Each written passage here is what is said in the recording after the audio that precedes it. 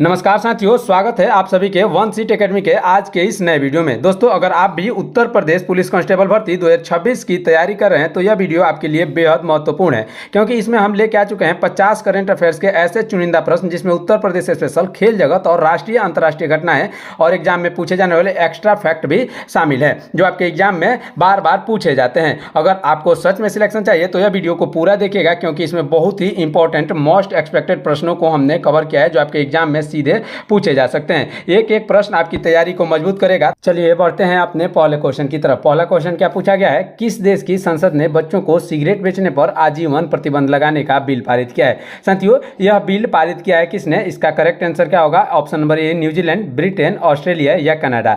याद रखेंगे, इसका सही आंसर हो जाएगा ब्रिटेन। ब्रिटेन ने साथियों एक बिल पारित किया है जिसका नाम है टोबैको एंड वेप्स बिल। क्या नाम है? टोबैको एंड वेप्स बिल, जिसके तहत उसने भावी पीढ़ी को धूम्रपान मुक्त बनाने का जो है निर्णय लिया है। इस कानून के तहत 2009 के बाद पैदा हुए कोई भी बच्चे जो है सिगरेट नहीं बेच पाएंगे, वे बेचना अवैध होगा। और ब्रिटेन के बारे में बात करें तो बहुत ही इंपॉर्टेंट क्वेश्चन है, बार बार पूछा जाता है। ब्रिटेन की राजधानी याद रखेंगे, ब्रिटेन की जो राजधानी होती है वो लंदन है। क्या है? लंदन। और इसका मुद्रा है पाउंड स्टर्लिंग। क्या ना मुद्रा है? Pound sterling. इन सब बातों को आप याद रखेंगे, क्योंकि ये क्वेश्चन आपके जीके जीएस में हमेशा पूछे जाते हैं।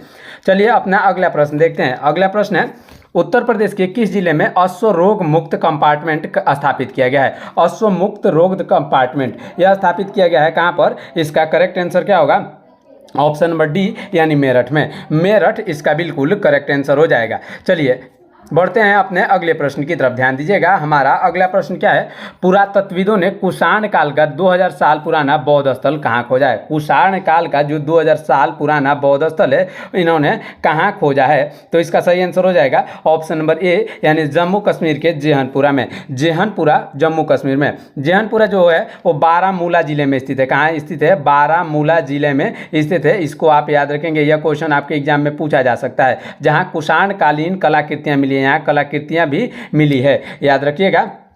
चलिए अपने अगले प्रश्न की तरफ बढ़ते हैं। ध्यान दीजिएगा, हमारा अगला प्रश्न जो कि इंपॉर्टेंट प्रश्न है, खेलो इंडिया पैरा गेम्स 2025 की पदक तालिका में उत्तर प्रदेश किस स्थान पर रहा? बहुत ही इंपॉर्टेंट प्रश्न है आपके पुलिस कांस्टेबल की परीक्षा की दृष्टि से, क्योंकि यह उत्तर प्रदेश से रिलेटेड इंपॉर्टेंट जो है प्रश्न है। याद रखेंगे, खेलो इंडिया पैरा गेम्स 2025 में उत्तर प्रदेश का जो स्थान रहा वह तीसरा स्थान रहा। कौन सा स्थान रहा? तीसरा स्थान इसमें उत्तर प्रदेश का रहा।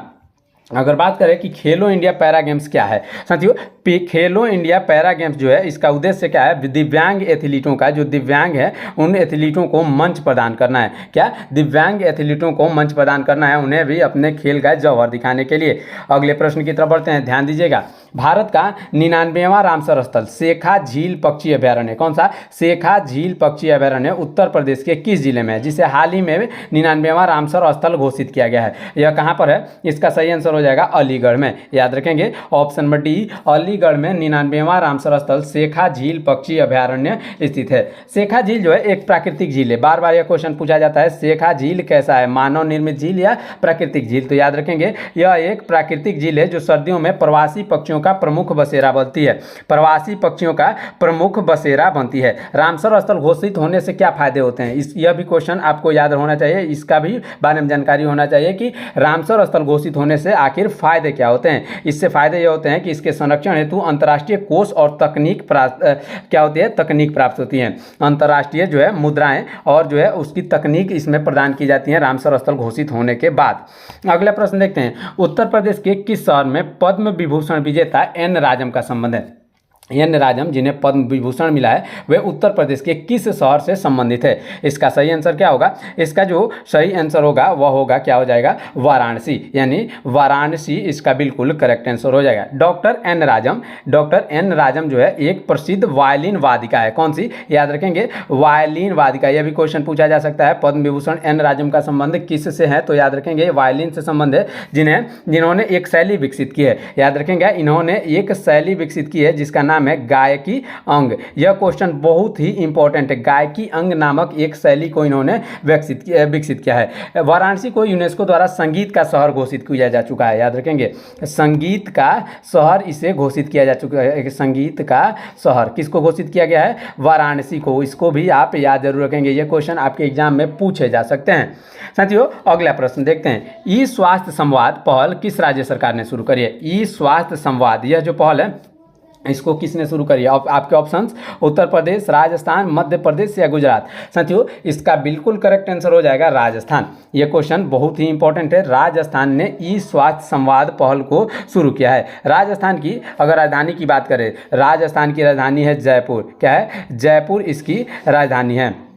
इस पहल का मुख्य उद्देश्य क्या है? याद रखेंगे, ई स्वास्थ्य संवाद, इस जो पहल का मुख्य उद्देश्य है टेलीमेडिसिन के माध्यम से ग्रामीण क्षेत्रों में स्वास्थ्य परामर्श पहुंचाना ही इसका मुख्य उद्देश्य है। अगले प्रश्न की तरफ बढ़ते हैं। अगला प्रश्न हमारा है, उत्तर प्रदेश के किस शहर में देश का पहला AI क्लिनिक शुरू किया गया है? बहुत ही इंपॉर्टेंट प्रश्न है। देश का पहला AI क्लिनिक उत्तर प्रदेश में कहाँ शुरू हुआ है?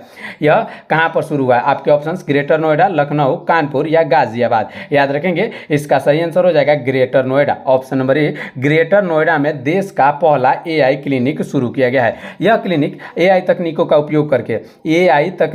उपयोग करके बीमारियों की शुरुआती लक्षणों का सटीक निदान करेगा। याद रखेंगे, इसे जेवर एयरपोर्ट के समीप, या जेवर एयरपोर्ट कहाँ पर? जेवर एयरपोर्ट के समीप विकसित किया जा रहा है। हेल्थ हब के हिस्से के रूप में शुरू किया गया है।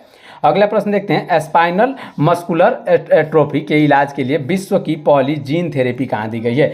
विश्व की जो पहली जीन थेरेपी दी गई है वह दिया गया है अबू धाबी में। याद रखेंगे, ऑप्शन नंबर बी यानी अबू धाबी में स्पाइनल मस्कुलर एट्रोफी के इलाज के लिए जीन थेरेपी दी गई है।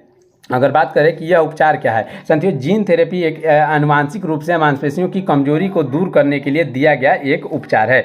और UAE यानी जिसका अबू धाबी कहा जाता है, UAE का राजधानी कहाँ है? याद रखेंगे अबू धाबी, और मुद्रा इसका दिरहम होता है, जिसे कई लोग दरहम भी कहते हैं। याद रखेंगे। चलिए बढ़ते हैं अपने अगले प्रश्न की तरफ। अगला प्रश्न है, उत्तर प्रदेश सरकार ने कन्या सुमंगला योजना की राशि 15,000 से बढ़ाकर कितनी कर दी है? कन्या सुमंगला योजना की जो राशि है इन्होंने बढ़ाकर कितनी करी है? इसका सही आंसर 25,000 करी है। कितना? ऑप्शन नंबर डी 25,000 इसका बिल्कुल करेक्ट आंसर हो जाएगा। अब आपके मन में यह भी सवाल आ रहा होगा कि पहले कितना था? तो उत्तर प्रदेश में कन्या सुमंगला योजना की पहले राशि थी 15,000। कितनी थी? 15,000। इस योजना का लाभ किन बालिकाओं को मिलता है? जिनका जन्म से लेकर स्नातक की पढ़ाई तक विभिन्न चरणों में दिया जाता है। यानी जन्म से लेकर स्नातक तक जब तक ये पढ़ती हैं उनको यह दिया जाता है। विभिन्न चरणों में यह बांट कर दिया जाता है। यानी एक ही बार में आपको 25,000 रुपये नहीं मिलेंगे, आपको चरणों में बांट कर यह दिया जाएगा। जैसे जैसे आपकी हायर एजुकेशन होती जाएगी उसी प्रकार से आपको यह फंड मिलेगा। अगला प्रश्न है, 1 जनवरी 2026 से भारतीय निर्यात पर 100% सीमा शुल्क समाप्त करने की घोषणा किसने की है? भारतीय निर्यात पर 100% सीमा शुल्क समाप्त करने की घोषणा किसने करी है? तो इसका सही आंसर हो जाएगा ऑप्शन नंबर ए, ऑस्ट्रेलिया। साथियों ऑस्ट्रेलिया ने 2026 से 1 जनवरी 2026 से भारतीय निर्यात पर 100% सीमा शुल्क समाप्त कर देगा। भारत ऑस्ट्रेलिया आर्थिक सहयोग और व्यापार समझौते के तहत यह लाभ दिया गया है, जिसे ECTA कहा जाता है। ECTA कहा जाता है। इसी समझौते के तहत यह लाभ दिया गया है। और ऑस्ट्रेलिया के बारे में महत्वपूर्ण जानकारी आप ले लीजिएगा, बहुत ही इंपॉर्टेंट है, आपके एग्जाम में पूछा जा सकता है कि ऑस्ट्रेलिया की राजधानी कहाँ है?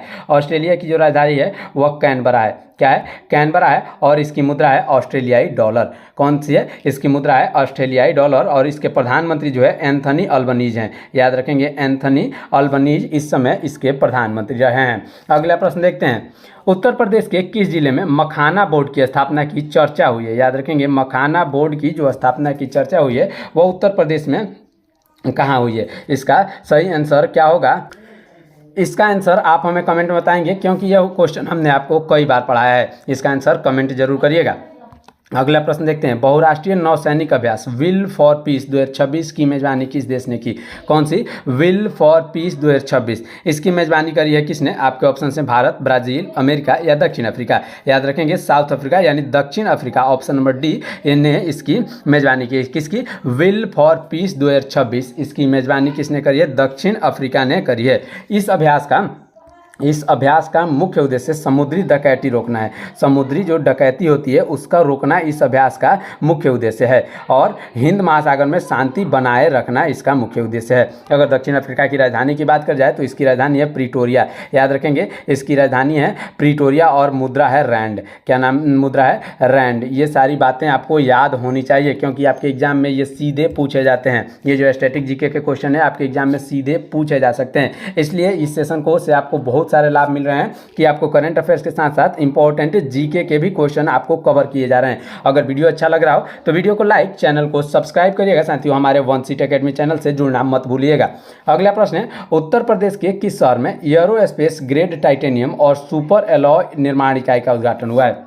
इसका उद्घाटन कहाँ हुआ है? उत्तर प्रदेश के किस शहर में? आपके ऑप्शंस आगरा, बरेली, लखनऊ या झांसी। याद रखेंगे, इसका करेक्ट आंसर होगा लखनऊ में। कहाँ पर? ऑप्शन नंबर सी, लखनऊ इसका बिल्कुल करेक्ट आंसर हो जाएगा।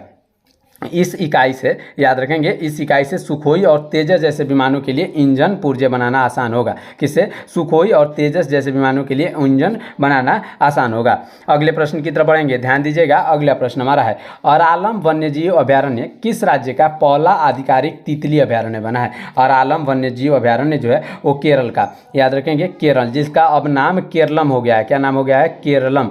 केरलम का यह एक अरालम वन्यजीव अभयारण्य है जो पहला तितली अभयारण्य बना है। चलिए बढ़ते हैं अपने अगले प्रश्न की तरफ, ध्यान दीजिएगा। अगला प्रश्न हमारा है, स्वच्छ वायु सर्वेक्षण 2025 में 10 लाख से अधिक आबादी वाले शहरों में यूपी का कौन सा शहर तीसरे स्थान पर रहा है?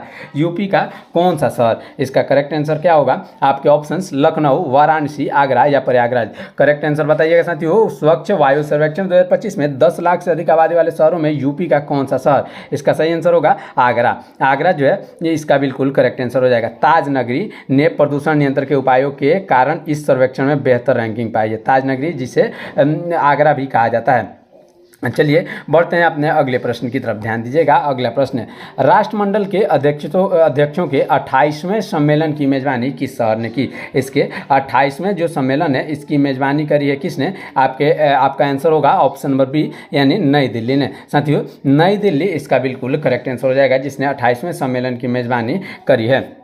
याद रखेंगे, इस सम्मेलन में राष्ट्रमंडल देशों की सदस्यों में अध्यक्षों ने लोकतांत्रिक मूल्यों पर चर्चा की। कौन से मूल्यों पर? लोकतांत्रिक मूल्यों पर चर्चा की है। याद रखेंगे, भारत की राजधानी कहाँ है? आप हमें कमेंट में बताएंगे।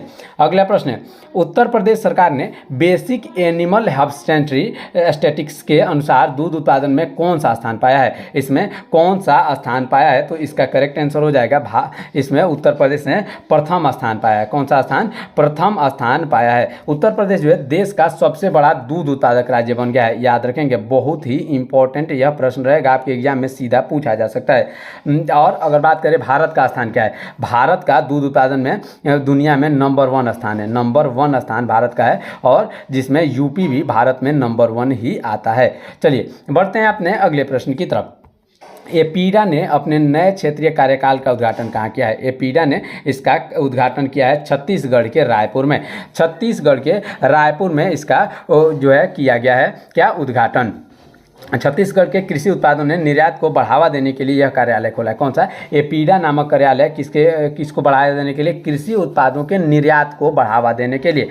अगले प्रश्न की तरफ बढ़ेंगे, ध्यान दीजिएगा। हमारा अगला प्रश्न है, उत्तर प्रदेश के किस शहर में अनोखी दुनिया स्थापित किया गया है? अनोखी दुनिया यानी चीनी मिट्टी कचरे से बना पार्क स्थापित किया गया है। इसका करेक्ट आंसर हो जाएगा ऑप्शन नंबर सी, यानी बुलंदशहर। साथियों, बुलंदशहर इसका बिल्कुल करेक्ट आंसर हो जाएगा। यह park waste to wonder park की अवधारणा पर स्थित है। कौन सी? Waste to wonder. याद रखेंगे, वेस्ट टू वंडर पार्क की अवधारणा पर स्थित है। बुलंदशहर का खुर्जा क्षेत्र चीनी मिट्टी के बर्तनों के लिए बहुत प्रसिद्ध है। यह क्वेश्चन आपके पिछले एग्जाम में पूछा गया था कि जो है बुलंदशहर का कौन सा क्षेत्र चीनी मिट्टी के बर्तनों के लिए प्रसिद्ध है? तो याद रखेंगे खुर्जा शहर। कौन सा? खुर्जा शहर। चलिए बढ़ते हैं अपने अगले प्रश्न की तरफ। इंपॉर्टेंट प्रश्न है, मणिपुर की पहली महिला उप मुख्यमंत्री के रूप में किसने शपथ ली है? मणिपुर की जो पहली महिला उप मुख्यमंत्री हैं इसके रूप में किसने? आपके ऑप्शन है सुष्मिता चानू, नेमचा किपगेन, मैरी कॉम या विमला देवी। इसका करेक्ट आंसर क्या होगा? साथियों, इसका बिल्कुल सही जवाब होगा नेमचा किपगेन। कौन? नेमचा किपगेन। यह मणिपुर के राजनीति इतिहास में महिलाओं की बढ़ती भागीदारी का प्रतीक है। और मणिपुर की राजधानी की बात करें तो मणिपुर की जो राजधानी है वह कहाँ है, इम्फाल है। क्या है, इम्फाल, याद रखेंगे इम्फाल इसका करेक्ट आंसर होगा। अगले प्रश्न की तरफ बढ़ेंगे। उत्तर प्रदेश के किस वरिष्ठ आईपीएस अधिकारी को तीसरी बार राष्ट्रपति पदक से सम्मानित किया गया है? तीसरी बार राष्ट्रपति पदक से सम्मानित किया गया है किसको? Ajay Kumar Sahni. Option number C, Ajay Kumar Sahni इसका बिल्कुल करेक्ट आंसर हो जाएगा। उन्हें और अपराध नियंत्रण और कानून व्यवस्था में विशेष योगदान के लिए यह सम्मान मिला है। कानून व्यवस्था के विशेष योगदान के लिए यह सम्मान मिला है। उत्तर प्रदेश पुलिस देश के सबसे बड़े पुलिस बलों में से एक है, याद रखेंगे, देश के सबसे बड़े पुलिस बलों में से एक है उत्तर प्रदेश पुलिस।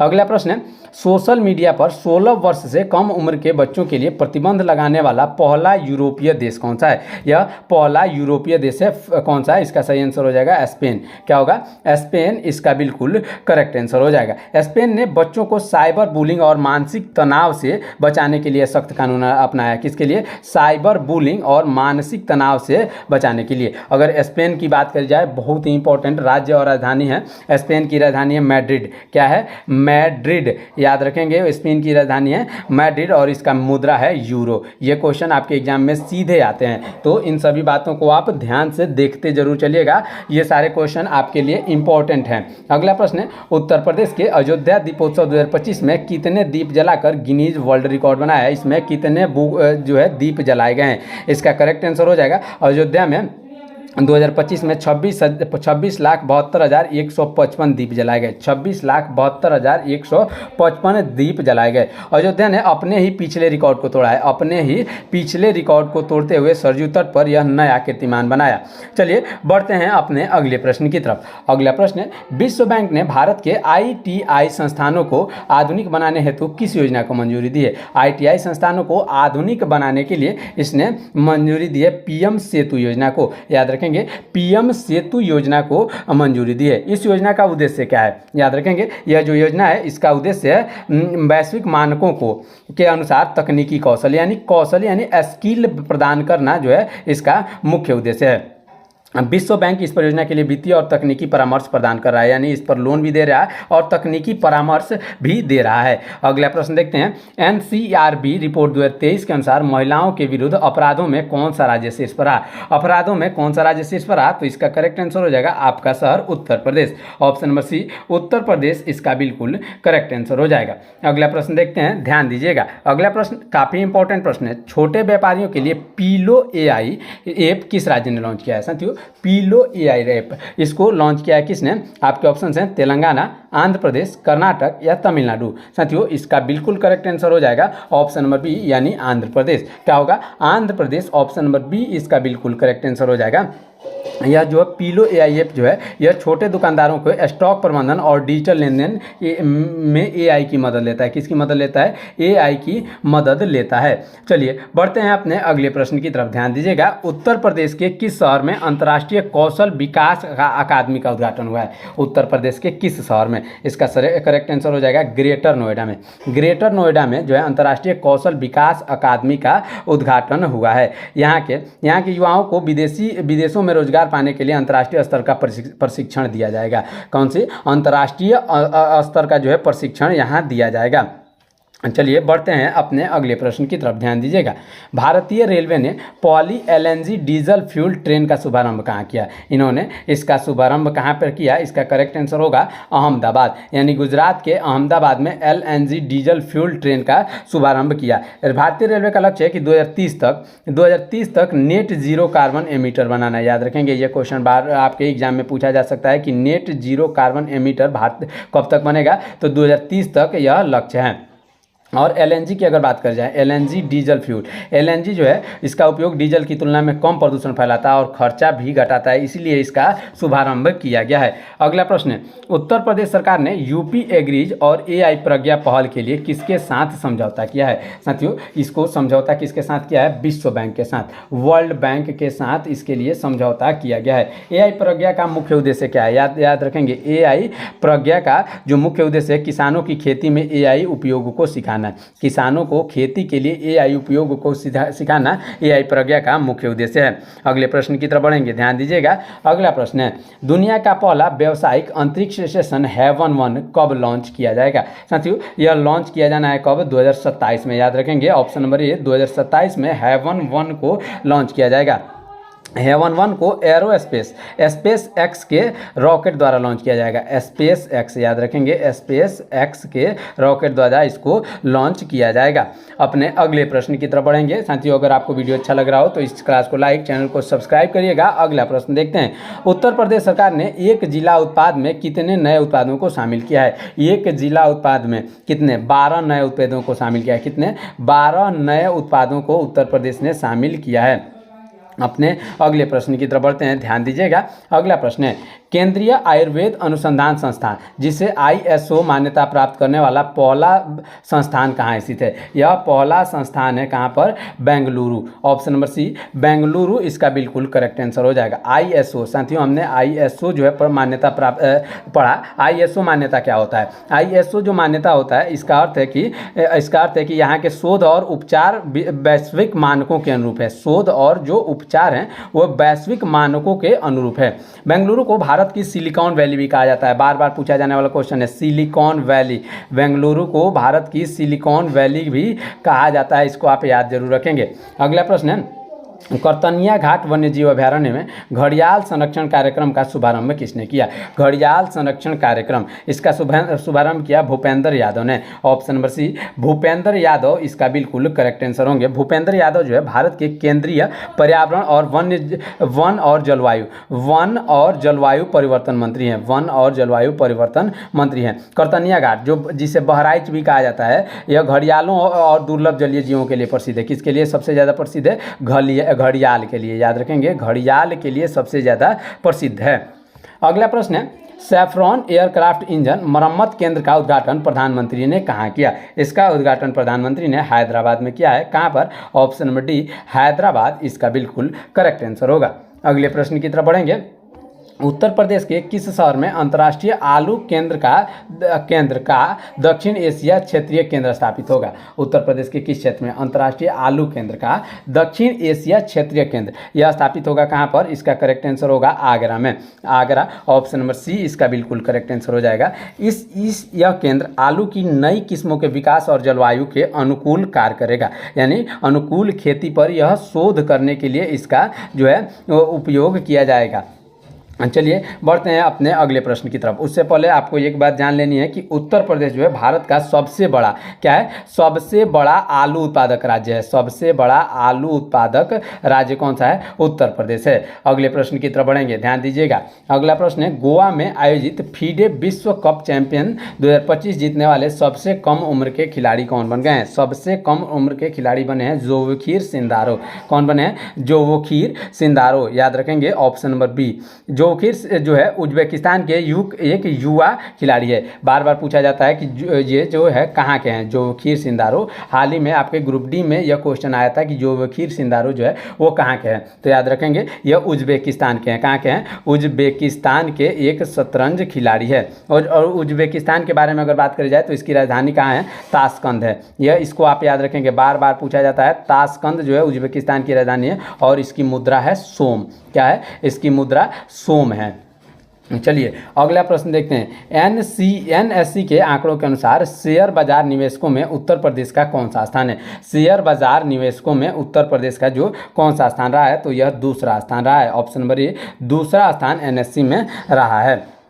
चलिए बढ़ते हैं अपने अगले प्रश्न की तरफ, ध्यान दीजिएगा। हमारा अगला प्रश्न है, दिसंबर 2025 तक नवीकरणीय ऊर्जा क्षमता में सबसे अग्रणीय भारतीय राज्य कौन सा है? दिसंबर 2025 तक नवीकरणीय ऊर्जा क्षमता में सबसे अधिक जो है कौन सा शीर्ष स्थान है? यह गुजरात है। कौन सा है? सबसे अग्रणी भारतीय राज्य गुजरात रहा है। गुजरात जो है सौर ऊर्जा, कौन सा? सौर और पवन ऊर्जा के उत्पादन में शीर्ष पर है। सौर और पवन यानी दोनों ऊर्जाओं के उत्पादन में शीर्ष पर है। और चलिए बढ़ते हैं अपने नेक्स्ट प्रश्न की तरफ। इंपॉर्टेंट प्रश्न है, उत्तर प्रदेश के किस जिले में एग्रीटेक इनोवेशन हब का उद्घाटन धर्मेंद्र प्रधान ने किया है? किस जिले में एग्रीटेक इनोवेशन हब का उद्घाटन धर्मेंद्र प्रधान ने किया है? तो इसका सही आंसर हो जाएगा मेरठ में। कहाँ पर? ऑप्शन नंबर डी साथियों, मेरठ इसका बिल्कुल करेक्ट आंसर होगा। अगला प्रश्न देखते हैं। बेलिंडा क्लार्क अवार्ड 2025-26 से लगातार दूसरी बार किसे सम्मानित किया गया है? इससे लगातार दूसरी बार सम्मानित किया गया है एनाबेल सदरलैंड को। किसको? Annabel Sutherland. Option number B इसका बिल्कुल करेक्ट आंसर हो जाएगा। यह ऑस्ट्रेलिया की सर्वश्रेष्ठ महिला क्रिकेटर को दिया जाने वाला सम्मान है। सर्वश्रेष्ठ महिला क्रिकेटर को दिया जाने वाले सम्मान है एनाबेल सदरलैंड, जो एक ऑलराउंडर खिलाड़ी है। यह क्वेश्चन भी आपके से पूछा जा सकता है कि क्या वे एक बैटर है या एक बॉलर है, तो याद रखेंगे वे एक ऑलराउंडर खिलाड़ी हैं। चलिए अगला प्रश्न है, उत्तर प्रदेश पुलिस ने मादक पदार्थों से निपटने के लिए कौन सा एआई सिस्टम लॉन्च किया है? एआई सिस्टम कौन सा लॉन्च किया है? तो इन्होंने यह कौन सा लॉन्च किया है? नरित एआई। याद रखेंगे नरित एआई इन्होंने लॉन्च किया है, जो मादक पदार्थों से निपटने के लिए लॉन्च किया गया है। यह सिस्टम मादक पदार्थों की तस्करी के पैटर्न को पहचानने और अपराधियों को पकड़ने में जो है मदद करेगा। उत्तर प्रदेश पुलिस तकनीक के मामले में देश की सबसे आधुनिक पुलिस बनने की ओर अग्रसर है। इसको भी आप याद रखेंगे, ये आपके उत्तर प्रदेश के लिए बहुत ही गौरव की बात है। अगला प्रश्न है, हिंदी साहित्य के लेखक विनोद कुमार शुक्ला को किस वर्ष ज्ञानपीठ पुरस्कार मिला? उनको जो ज्ञानपीठ पुरस्कार मिला वो किस वर्ष मिला? 2025 में। 2025 में उन्हें यह 59वां पुरस्कार मिला, यानी 59वां ज्ञानपीठ पुरस्कार किसको मिला? तो विनोद कुमार शुक्ला को। कब मिला? 2025 में मिला। ज्ञानपीठ पुरस्कार जो होता है वो भारत का सर्वोच्च साहित्यिक पुरस्कार है। सर्वोच्च साहित्यिक पुरस्कार होता है ज्ञानपीठ पुरस्कार। इसको भी आप याद रखेंगे, ये क्वेश्चन आपके जो है पूछा गया था एनटीपीसी के एग्जाम में कि सर्वोच्च साहित्यिक सम्मान कौन सा होता है, तो याद रखेंगे वो होता है कौन? ज्ञानपीठ पुरस्कार। अगला प्रश्न है, सवेरा योजना कौन सा योजना साथियों? सवेरा योजना किस राज्य की पुलिस ने बुजुर्गों की सुरक्षा के लिए शुरू करी है? सवेरा योजना को शुरू किया है उत्तर प्रदेश ने। किसने? ऑप्शन नंबर सी साथियों उत्तर प्रदेश इसका बिल्कुल करेक्ट आंसर हो जाएगा। सवेरा योजना का मुख्य उद्देश्य क्या है? इसका उद्देश्य है पुलिस घर घर जाकर अकेले रहने वाले बुजुर्गों का डेटा तैयार करती है। अकेले रहने वाले बुजुर्गों का डेटा तैयार करती है और उनकी मदद करती है। यूपी पुलिस की यह जो पहल है सामाजिक सुरक्षा की दिशा में एक बहुत बड़ा कदम है। अगले प्रश्न की तरफ बढ़ते हैं, ध्यान दीजिएगा। मिशन दृष्टि के तहत दुनिया का पहला मल्टी सेंसर पेलोड सैटेलाइट किसने लॉन्च किया है? कौन सा? मल्टी सेंसर पेलोड सैटेलाइट इसको लॉन्च किया है किसने? ग्लैक्स आई ने। किसने? ऑप्शन नंबर बी ग्लैक्स आई साथियों इसका बिल्कुल करेक्ट आंसर हो जाएगा। ग्लैक्स आई जो है खराब मौसम में भी धरती की स्पष्ट तस्वीरें लेने में सक्षम है। कौन सी? धरती की स्पष्ट तस्वीरें उस समय भी ले सकता है जब मौसम खराब हो। ग्लैक्स आई एक भारतीय स्पेस टेक स्टार्टअप है। अगला प्रश्न है, उत्तर प्रदेश के किस जिले में जलालाबाद कस्बे का नाम परशुरामपुरी करने की मंजूरी मिली है? परशुरामपुरी करने को मंजूरी मिली है Shahjahanpur. Option number C Shahjahanpur इसका बिल्कुल करेक्ट आंसर होगा। भगवान परशुराम की जन्मस्थली माने जाने के कारण इस कस्बे का नाम बदला गया है। क्या नाम रखा गया है? परशुरामपुरी रखा गया है जलालाबाद का नाम। यह क्यों रखा गया है? इसका नाम इसलिए रखा गया है कि परशुरामपुरी यह जो है परशुराम जी का जन्मस्थल माना जाता है। अगले प्रश्न की तरफ बढ़ेंगे। भारत ने किस अफ्रीकी देश में डिजी लॉकर पायलट प्रोजेक्ट शुरू करने के लिए समझौता किया है? डिजी लॉकर पायलट प्रोजेक्ट यह शुरू होगा केनिया में। कहाँ पर? ऑप्शन नंबर बी केनिया इसका बिल्कुल करेक्ट आंसर होगा। और अगर बात करें इस समझौते से केन्या में सरकारी दस्तावेजों का डिजिटलीकरण आसान होगा। सरकारी दस्तावेजों का जो डिजिटलीकरण होगा वह आसान होगा। अगर बात करें कि केन्या की राजधानी कहाँ है, बार बार पूछा जाने वाला क्वेश्चन है। केन्या की राजधानी है नैरोबी। क्या है? नैरोबी। याद रखेंगे केन्या की राजधानी है नैरोबी और इसकी मुद्रा है केन्याई शिलिंग। क्या है? केन्याई शिलिंग। याद रखिएगा, यह क्वेश्चन आपके एग्जाम में पूछा जा सकता है। अगला प्रश्न देखते हैं। उत्तर प्रदेश के किस शहर में सरस आजीविका मेला 2025 का आयोजन हुआ है? सरस आजीविका मेला 2025 इसका आयोजन कहाँ पर हुआ है? नोएडा में। ऑप्शन नंबर बी नोएडा इसका बिल्कुल करेक्ट आंसर हो जाएगा। यह मेला जो है इसका आयोजन ग्रामीण महिलाओं द्वारा बनाए गए उत्पादों को बेचने का एक बड़ा मंच है। सरस आजीविका मेला जो है या इसमें ग्रामीण महिलाओं द्वारा बनाए गए उत्पादों का बेचने का एक बड़ा मंच देता है। नोएडा को इसके विश्व स्तरीय इंफ्रास्ट्रक्चर के कारण बड़े मेलों के लिए चुना जाता है। किसके लिए? बड़े मेलों में चुना जाता है। अगला प्रश्न है, भारत की सबसे बड़ी एकीकृत lithium ion battery giga factory कहाँ लगाई गई है? साथियों गीगा फैक्ट्री को लगाया गया है कहाँ पर? इसका सही आंसर हो जाएगा अंकापल्ली आंध्र प्रदेश में। Option number B अंकापल्ली Andhra Pradesh इसका बिल्कुल करेक्ट आंसर हो जाएगा। यह फैक्ट्री इलेक्ट्रिक वाहनों के लिए बैटरी निर्माण का भारत में सबसे बड़ा केंद्र होगी। यानी भारत में सबसे बड़ा केंद्र होगी बैटरी निर्माण का, इसको आप याद रखिएगा। चलिए बढ़ते हैं अपने अगले प्रश्न की तरफ। अगर लिथियम के बारे में बात करी जाए तो यह क्वेश्चन आपके एग्जाम में पूछा जाता है कि लिथियम को क्या कहा जाता है। लिथियम को सफ़ेद सोना भी कहा जाता है। ऐसे भी क्वेश्चन आते हैं कि सफ़ेद सोना किसे कहा जाता है, तो याद रखेंगे लिथियम को कहा जाता है। अगला प्रश्न, उत्तर प्रदेश के किस शहर में प्रधानमंत्री सूर्य घर मुफ्त बिजली योजना के तहत 1 गीगावाट क्षमता हुई। 1 गीगावाट क्षमता हुई, इसका सही आंसर हो जाएगा Uttar Pradesh. Option number D Uttar Pradesh का समृद्ध राज्य, यानी पूरा राज्य जो है सौर राज्य ने सौर ऊर्जा के क्षेत्र में बड़ी उपलब्धि हासिल करते हुए 1 गीगावाट का आंकड़ा पार किया है। 1 गीगावाट का जो आंकड़ा उन्होंने पार किया है। इस योजना का उद्देश्य घर की छत पर सोलर पैनल लगाकर मुफ्त बिजली प्रदान करना, लोगों को मुफ्त बिजली प्रदान करना इसका मुख्य उद्देश्य है। इस प्रकार आज का यह क्लास हमने 50 क्वेश्चंस को कवर किया, जो आपके आने वाले एग्जाम के लिए काफ़ी इंपॉर्टेंट क्लास थे। आगे आने वाले अगले क्लास में और भी इंपॉर्टेंट क्लास आ रहे हैं। साथ ही साथ वन सीट एकेडमी पर आपको लिए मैथ, रीजनिंग, करंट अफेयर्स और जीके, जीएस और हिंदी इंग्लिश की भी तैयारी कराई जाती है। तो आप हमारे वन सीट एकेडमी चैनल से जुड़ना बिल्कुल मत भूलिएगा, क्योंकि आपकी तैयारी यहीं से पक्की कराई जाएगी। मिलते हैं किसी अगले वीडियो में, तब तक के लिए रखिए अपना ख्याल। धन्यवाद। जय हिंद।